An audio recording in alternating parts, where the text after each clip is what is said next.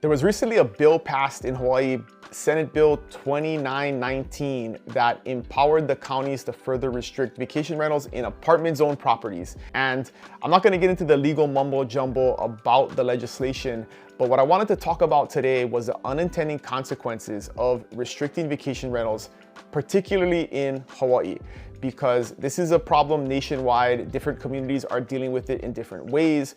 A common argument is that vacation rentals take away long-term rentals or take away properties that could become affordable properties for regular residents to buy. I totally understand that argument, but there are four particular things that you have to consider in the grand scheme of things and the overall economy when you are restricting vacation rentals, especially in a market that is primarily driven, an economy that's primarily driven by tourism. And normally in the markets where this is a debate, it's in markets where tourism is very popular, and that's why there is demand for vacation rentals. And so here in Hawaii, especially on the neighbor islands, Oahu not so much, but definitely on the neighbor islands, there are not enough hotel rooms. So the first big problem with restricting vacation rentals is you are going to limit the amount of options that visitors have to come here, the availability of rooms for them, force them into hotels, which then can drive up prices and will then disincentivize people from coming here in the first place. And because of all of our environmental restrictions and restrictions on building, we haven't built new hotel rooms in a very, very long time. And so the capacity that we have for hotel rooms when we have a big event like the Ironman here on the Big Island is not enough to allow for the demand that we have. And so what happens is that people will not be able to come because we don't have enough hotel rooms. And so that is a huge one, is just having availability for the demand of people that want to come here and spend their money in our economy. And that is reason number two, is that our economy is based on tourism. And there are many people in our communities that rely upon tourism for their livelihood. They work in restaurants, they work in shops, service industry jobs, tour guides, zip line operators. There's all of these people that primarily operate off of tourism income. And if we, one, restrict how many people can come by the room availability, and those people are not here to now spend the money, there's going to be a ripple effect on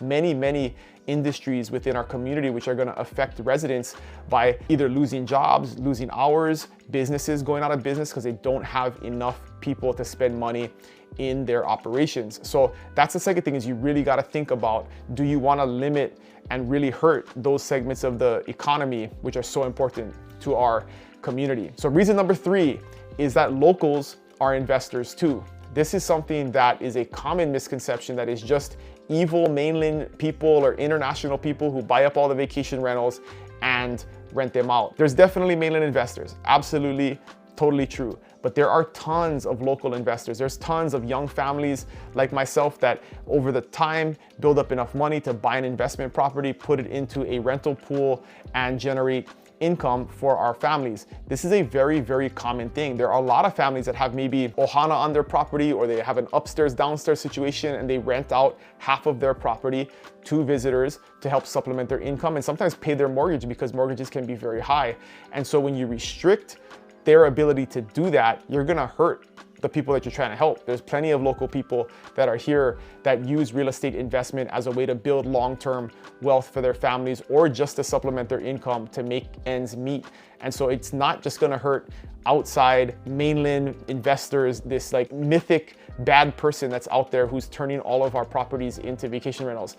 It's not necessarily the case, and local people will be hurt too. And the final reason number four, is philosophical, but it's very important. It's just the loss of property rights. The more power we give away to the government and the more rights we give away to the government, we don't get them back. And property rights are an absolute cornerstone of what we do in America, and one of the things that makes this country special is that you can buy property and use it the way you want to use it. And I get all the arguments about preserving communities and this isn't what a property was intended for. I totally understand that. But if I'm a homeowner and I want to rent out a room in my house to a visitor to help supplement my income, I believe I have the right to do that, 100%. And you still have to be a good neighbor. You still have to abide by zoning laws, and you still shouldn't be causing chaos in your neighborhoods. And the vast majority of people, that's the case. They're good neighbors, they do the right thing, they're responsible landlords when they rent, and they're not causing chaos. We got to deal with the bad apples, I totally get it, but blanket taking away property rights from everybody is not a solution to the problem, and it's a slippery slope. The more property rights you give away, the more the government will come and take, and the more people that want to have more power will continue to erode away the rights that we hold dear, and before you know it, you're in a very different place than you were a short time ago. So it's something to consider. I get the emotional aspect to it, and I get some of the arguments, but philosophically, do you want to erode your property rights and continue to give away your right to use your property the way that you choose because there are people who do not like vacation rentals or believe that it's a solution to a problem? And I've made lots of videos about this in the past, where the true problem or the true solution to our housing problems is simply to build more houses, and nobody talks about it. We have plenty of land available. We don't have enough land zoned for development. We don't have enough support from our government to put in infrastructure to support that development. And if we did that, it would create more inventory, it would create more supply, which would then fill the demand and prices wouldn't go up so high. That's the quick solution. Banning vacation rentals is not the solution to solving our affordable housing issues. It's really creating more supply and building more houses. And that is the one thing that the government's not talking about and hardly ever talks about. And that's the problem, is we're trying to create a solution for a problem that really isn't the solution and isn't the problem to begin with. So consider that. It's 4 reasons, unintended consequences of banning vacation rentals that we really got to think about. And please consider who you vote for, because these are the folks that make these decisions when you go to the ballot box this November, because depending on who gets in, that's the laws that get passed. And then we can't complain about it if we didn't get involved or vote to begin with for the folks that are currently making those decisions. So thanks for watching, you guys. Thanks for considering all of this. If you have any questions, as always, just reach out, dylan@buyabigisland.com, or put them in the comments below, or you can book a meeting with the Calendly link. And I look forward to seeing you guys next week. Aloha.